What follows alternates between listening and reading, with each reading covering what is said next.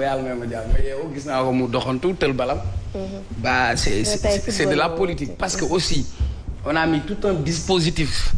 bu fekkee nañ jàpp Ousmane Sonko c'est un justiciable simple comme tout le monde on n'a pas besoin de mettre en place un dispositif policier man à Cité Keur Gorgui j'ai de la famille am na ay mag ay màgget ay xale ñu war a jàngi y a de l'activité économique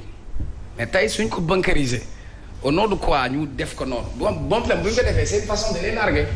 dina génn bu ko neexee na doxantu jaar fële. parce que est-ce que le fait que ñu bunkériser ko ça ne colle pas ak li ñu waxoon ne li amoon mars ñoom du ñu seetaanaat mu fi am. oui mais c'est-à-dire loolu yëpp. lu mu indi une manière de prendre les non li mu indi yëpp ça montre la tension politique qui sévit on n'a pas besoin de cette tension politique délétère aujourd'hui et c'est assez dans l'atmosphère parce que quoi qu'on dise on a tout politisé dans ce pays. c'est vrai. problème bi lan la lu waral coow li fii yàgg nañ fi toog di wax ay Prodac parce que sénégalais am nañu sañ-sañ am nañu droit li nga xam ne seen alal la c'est l'argent du contribuable ñu jox ay nit ay responsabilités am nañ droit ñu laaj leen. ñun waxuñu ko. maintenant entre un F et un G un simple lapsus boo si bëggee traduire nit ñaata nit lañ ñoo fi toog di wax si affaire ay Prodac ay nangam sangam. est-ce que dañ leen ci mos a topp wala dara pourquoi moom ñu topp ko ci parce que tout simplement c'est de la chose politique c'est aussi simple que ça. Maintenant tey si une personne se sent diffamée am na sañ-sañ am yow yaa ngi ni ci presse nga nekk. man maa ngi ni ci presse laa nekk mën naa xëy wax dara nit ne da nga maa diffamé wala da ngaa laal sama honneur après dem si yoon et cetera. mais tey du point de vue politique mu bële passé woon naa la fi stratégie soto moo am bu bi génnee bee dina génn am na fi mu toll am na ñoo xam sax. bu leen xoolee bët bu leen neexu sax bu leen neex sañ porte plainte. loolu moo fi am maintenant moom aussi si responsabilité am sooy joxe ay information wala nga di wax amal lu leer. bokk ci lu leer mais tey boo xoolee même charge yi ñu dugal waxatuñu waxu diffamation dañ ci yokkaat yeneen charge ay affaire faux. parce que tout simplement nee nañ du document officiel loolu yëpp pour gën a charger dossier bi la maintenant. À la place de dossier Adji Sarr Sonko qui tient le pays en haleine on crée un autre dossier pareeguñu peut-être suba ñi ñu jàppoon naan la ay xawma lu ñu leen tuddee woon sax xawma force de l'ordre force obscure force spéciale ils n'hésiteront pas demain à lui coller ça aussi donc ça veut dire de plus en plus dans l'opinion on va voir que ça va être même de l'acharnement rien n'empêche un Sénégalais bu ko neexee mu doxantu c'est son problème. mais le fait que ngeen indil ko police rek yéen may ngeen ko li mu bëggoon. après toute la presse va être là va le filmer il va faire son show. donc parfois est-ce que c'est opportun d'aller dans ce sens ça c'est unique beneen bi. mais bu weesoo présence su takk der yu ni ñu fa baree bi ñu nemmeeku est-ce qu'on peut parler d'acharnement bu ñu sukkandikoo sur le fait que ñaari citoyen benn citoyen moom moo. yóbbu ci yoon beneen moromu citoyen am. oui léegi bu ñu dindee casquette politicien. waaye bu ñu dindee casquette politique yi ñaata citoyen ñoo fi dem ci yoon. man damay dem ci yoon est-ce que dañuy indi police Sénégal yëpp. mu ñëw taxaw sama koñ taxaw marché rek essence tali bu mag. parce que aw ma dayoo boobu peut-être. mais tey état bi moo yore sécurité. peut-être ñoom mën nañu am ay information dañuy bëgg a prévenir et cetera ça c'est leur rôle. kenn du leen ko wax mais man dama ne la. sur le plan politique libre à Mame Mbaye Niang de saisir la justice s'il se sent diffamé mais par contre pour man ak légèreté boobu on vient en rajouter d'autres choses. wax si yokk si ay faux ay crib karab gonfler dossier xam nga li booy naan dañ lay coller motif xam nga coller motif. yooyu lañ def quoi. mais tey beneen bi aussi Ousmane Sonko à son niveau il a ouvert beaucoup de fronts donc il gagnerait à se concentrer sur un front. mais tey su fekkee yaa ngi ci front bi. su bëgg a nekk ci front bële gannaaw su bëgg a nekk ci front bi tu risques d'épuiser même tes munitions. c'est clair beneen bi sur le plan de la communication hier dama ko suivre am ko laaj benn question mu ne ko noonu ñëw ma fi tey ci Ousmane Sonko dama ñëw ci Yewwi pour bañ a tontu foofu donc ça veut dire trop de communication tue la communication ensuite à force de détail bu ndaw lu xew nga jóg nga communiquer pour man dafay c'est son péché mignon. donc il doit savoir se taire savoir parler quand il faut. xam lan mooy objectif de communication xam ñan lay waxal parce que ñii duñ la may benn buntu duñ ko may benn tarafatal ay Mame Mbaye Niang est dans son rôle politique ñoom bu ñu sañoon sur le plan politique arme bépp bu ñu am conventionnel ou non conventionnel dinañ ko utiliser. donc moom aussi chargé à lui bu yëkkati kàddu mu am d'abord lu leer parce que pour man toog ñu ne la document foo ko gisee nga ne gis naa ko ci internet bi aussi ça pose problème beneen bi le même Mame Mbaye Niang ñoom dañu amoon difficulté ak Amadou Ba bi fi nekk nii.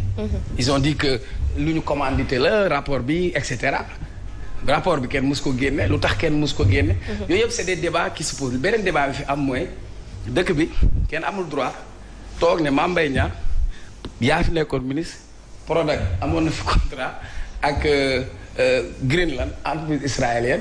On veut des comptes, expliquez-nous ça. Les Sénégalais ont ce droit. Bu fekkee nag wax loolu les plaintes bon tout le monde va aller répondre parce que y a pas que Ousmane Sonko qui a soulevé ce débat boobu dafay nekkoon tout léegi mal li Sénégalais di ko wax ba tey amuñu si lu ñu leer bëgg nañ ñu leeral ñu ko. D'ailleurs fii ñu si télé bi bi nga xamante ni l'actuel ministre de la jeunesse bi mu ñëwee ñu jox ko dag yi mu koy gérer mais fu mu toog dañ koy laaj parce que responsabilité la. Continuité de l'État ñëw na dañu ñëw ñu laaj ko dañu bëgg a xam gestion bi fi nekkoon nan la demee. Les gens ont le droit aussi de demander des comptes et ça on peut pas refuser ça au Sénégal. Et c'est peut-être l'occasion de tirer une fois. léegi nag xam Ousmane Sonko da doon bondeel bal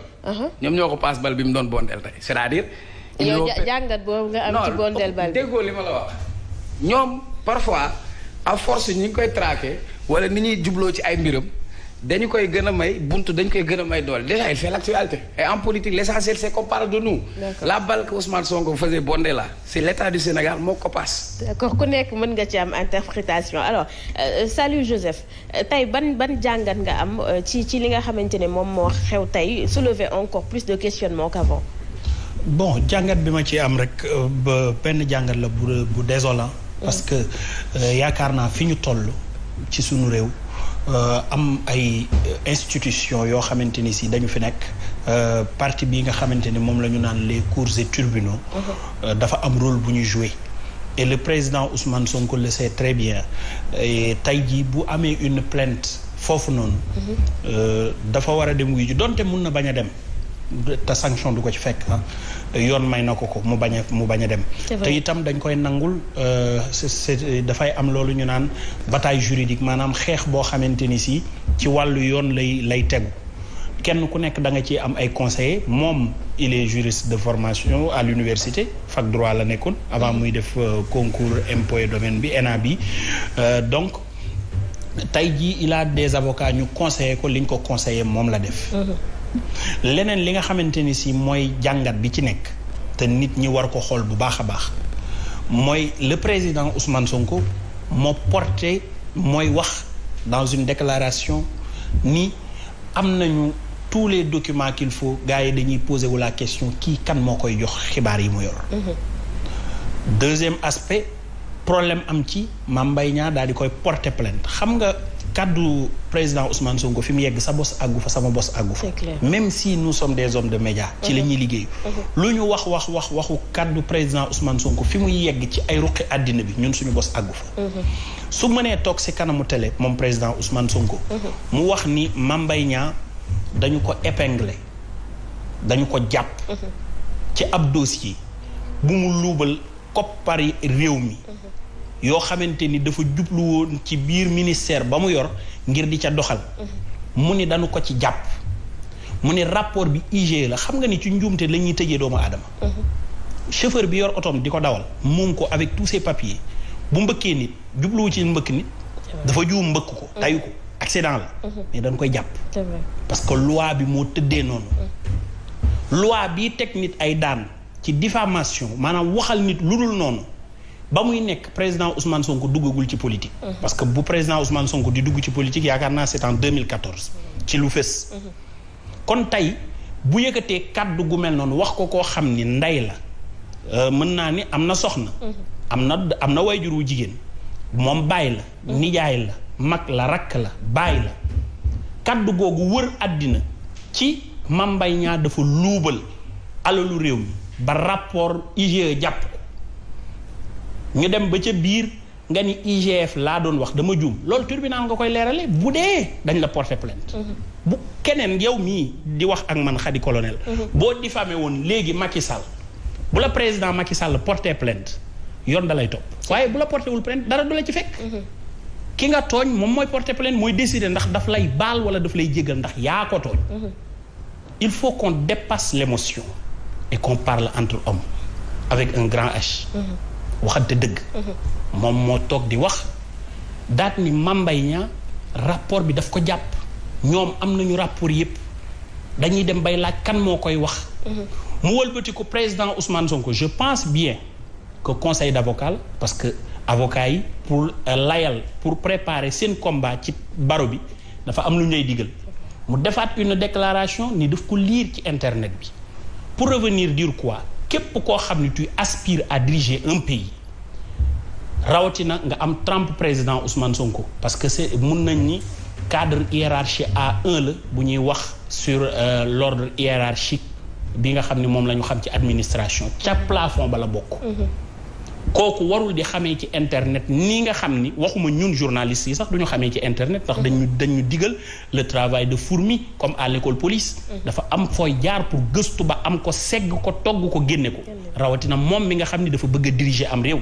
warul di xamee ci internet dafa war di gëstu et il l'a dit il détient la majeure partie des rapports ba ñu naan fu waa ji ku koy jox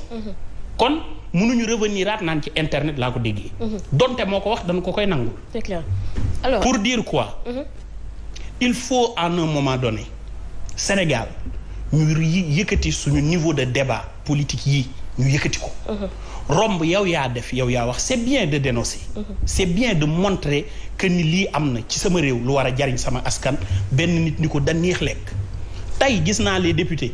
ñu constitué waat daal di génne une liste des ministres yu ñu tudd ci rapport Cour des comptes bi ni ñii dañu war a indiwaat haute cour de justice ñu yóbbu leen fa atte leen ça c'est un bon rôle ça loolu dañ koy xaar parce que rapport bu feeñ la mais lu ñu ni rapport ba amul ñii ni IGF moo ko génne nga juum ca ka nga juum tudd ko du nangu nañ ne président Ousmane dafa juum nit day juum waaye yoon dafa waajal nit bu juumee tudd la ci lu dul dëgg nga yóbbu ko ci yoon. et justement foofu est-ce que tey parce que tey Mame Mbaye Niang sax dégg nañu ko mu ne moom li mu jàppoon mooy ki am fitu toog tuumaal ko bu ñu ko woowee tribunal dina ñëw ki ne itam yor na rapport boobu dina ko indi bu ko defee ñëpp gis li mu ne moom moo ca nekk ndax dëgg la am déet tey bu Mame Mbaye di wax on a l'impression que moom leer na ko ni am na poñ bu mu jàpp Ousmane Sonko. mais bien sûr au-delà de ça da ngay xam ne nag leneen li discours politique la. ay dafa am fit dafa war a ñëw et tout cela loolu c'est des discours politiques. Je pense que le discours doit être beaucoup plus sérieux. kaddu gi dafa war a sérieux en premier xam ni réew mi nu yor. dafa am fu mu toll dafa am fu mu jóge ba am fu mu yegsi ñu am ay ressources yu feeñ ci suñu réew bëri ay réew yoo xam ne lu ndaw a ndaw yóbbu na leen ci basculer leen dans le catastrophe tey jii ñun ñuy jege loolu Abdoulaye mii chaque jour mu wax ko ni dañu nekk ci ceinture de feu réew yu ñu wër dañu doon ay réew yoo xam ne amuñu stabilité kon képp koo xam ni tey porteur de voix nga wala nga doon koo xam ni tu es un homme politique tu dois porter un débat sérieux looy wax war nga ko seggaat ko xool ko ba mu mat sëkk nga génne ko que Mame Mbaye Niang dem ni tribunal bàkku fëgg dënnam waroon na ñëw moom mi ni dafa am fit loolu c'est un débat politique c'est un discours politique waxu politique la mais li ñuy xaar mooy sunu leader yi que ñu am un discours très sérieux lu ñuy wax mu doon dëgg lu ñuy wax mu doon lu wér il ne faut pas qu'il soit dans l'influence ou la manipulation maanaam nañu nekk ci di wax lu nit ñi di dégloo wala ñuy wax ngir di jaxase xelu doomu aadama yi ci nit ci yàq jëmmam ci loo xamante ni si dara wéruñu ci dara du ci dëgg on te dit très souvent ici au Sénégal net bi netul pourquoi ngay taxaw pour quelqu'un qui veut diriger un pays dire que ci net bi laa ko jëlee mais quelqu'un qui aspire à diriger un pays yow fi nga war a xamee warut a bokk ak fi nit ñi di xamee da nga war a détenir des informations même voire des renseignements pour tenir un discours sérieux et un discours rempli d'arrêts prémonitoires bala nga xam ni yenn jëf yi duñu ci yegg mais quand vous revenez à tomber si bas et très bas de dire que ci internet bi laa ko xamee mais ça laisse à désirer même si c'est des conseils d'avocats on n'attendait pas Ousmane à ce niveau beneen aspect bi ci nekk mooy Mame Mbaye Niang moom mooy jugé nécessaire ndax ki ma tooñ dama koy baal wala dama koy yóbbu ci yoon loolu lu ñuy nangul nit ki la ñi ànd nag ak président Ousmane Sonko wala ñi nga xamante ni si ci Macky Sall lanu far nanu bàyyi xel ni sunu réew mii dañu ci soxla jàmm dañ ci soxla dal dañ ci soxla stabilité. C'est ça, tu penses que Mame Mbaye si la waxuma du côté violence si la un couteau politique boo xam ni il peut l'utiliser contre un adversaire politique tu penses que il saisirait pas cette occasion? xam nga en politique tous les coups parfois sont peut-être permis. Il faut être un gentleman pour pouvoir exercer cette chose. C'est clair. Abdoulaye? Waaw, Salou Joseph a raison lorsqu'il dit qu'il faut se départir de l'émotion. Et se départir de l'émotion, c'est aller dans le sens également je ne le dis pas à votre endroit, je reprends vos propos.